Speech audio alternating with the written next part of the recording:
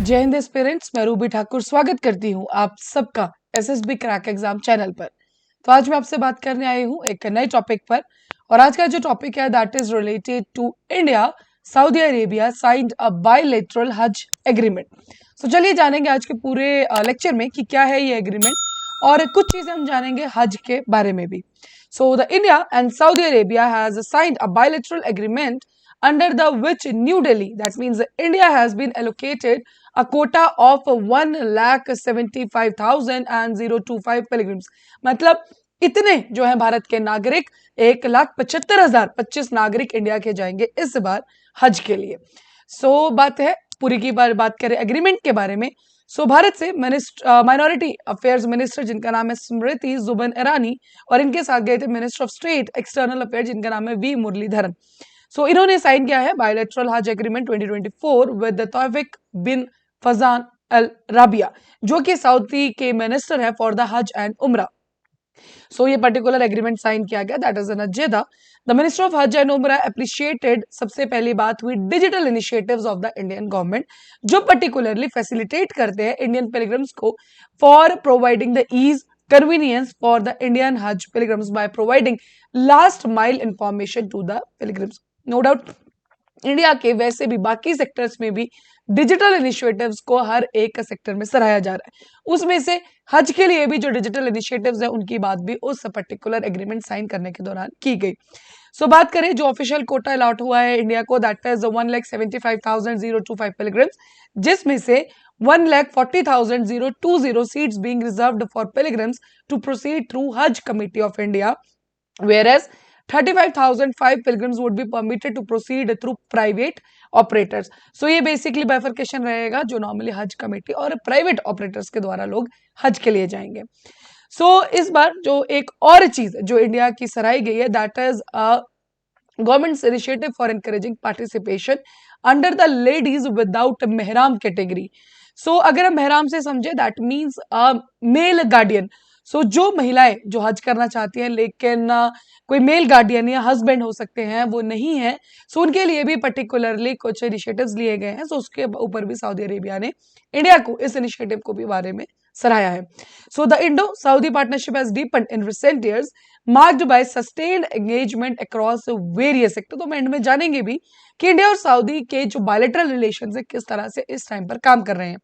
The visit will further strengthen the strategic partnership, placing Hajj as a vital dimension in the relationship। बात करें कि हज pilgrimage क्या है, Hajj is the religious pilgrimage to holy city of Mecca, that is in Saudi Arabia.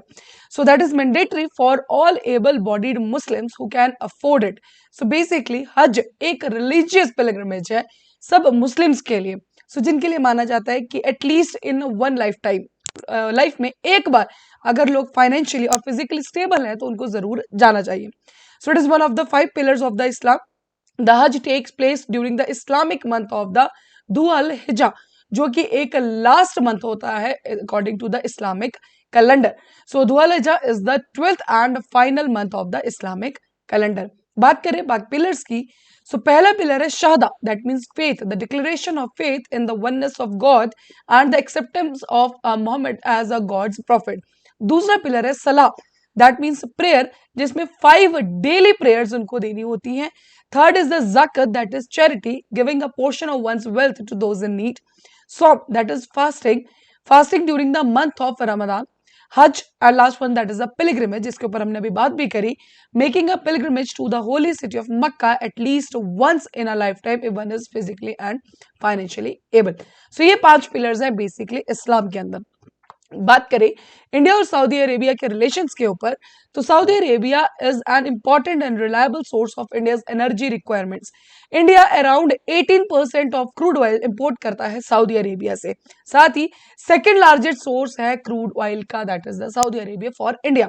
India is also 4th largest trading partner with bilateral trade at $27.48 billion. ये current अगर हम figures की बात करें, Saudi investment of around $100 billion is in the pipeline in areas ranging from energy, refining, petrochemicals and infrastructure to agriculture, minerals and mining.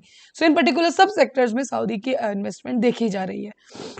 साथ ही Saudi authorities announced an amnesty period April to November 2017, during which around 70,000 Indians were issued travel documents to return to India. Economic reform programs are underway in Saudi Arabia, and जिनके under जो India Saudi Arabia को बहुत ज़्यादा help कर सकता है with the technological assistance, because we know in the case of economical reforms India के बहुत सारे ऐसे स्टेप्स हैं जो लोग फॉलो करते हैं वर्ल्ड वाइड बात करें. सो यस, उन्हीं पर्टिकुलर चीज़ों में इंडिया सऊदी अरेबिया को भी हेल्प कर सकता है. Last but not the least, Saudi Arabia appears to have a limited experience in counting threats from the groups like Houthi militias. And उसी के ऊपर भी इंडिया इनको बहुत ज़्यादा सपोर्ट कर सकता है, because India's expertise in fighting such threats could be imparted to the Saudi side. So by enhancing the joint military training programs, no doubt बाकी अलग अलग सेक्टर्स में भी इंडिया और सऊदी अरेबिया काम कर रहे हैं, एंड जो बायलैटरल रिलेशंस है वो टाइम टू टाइम एनहेंस ही हुए हैं.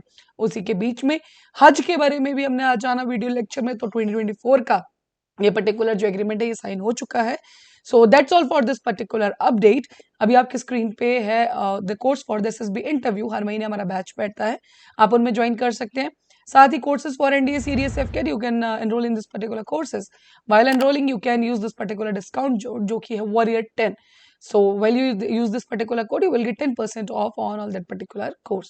So that's all for the day. Thank you so much for watching this video lecture. जय हिंद, जय भारत. अगर आप एक डिफेंस एस्पिरेंट हैं और एसएसबी इंटरव्यू, एनडीए, सीडीएस, एफकेट जैसे एग्जाम्स के लिए प्रिपेयर कर रहे हैं, तो आप एसएसबी क्रैक एग्जाम्स के कोर्स को चेक करना ना भूलें. आप हमारी लर्निंग एप्लीकेशन को गूगल प्ले स्टोर से भी डाउनलोड कर सकते हैं.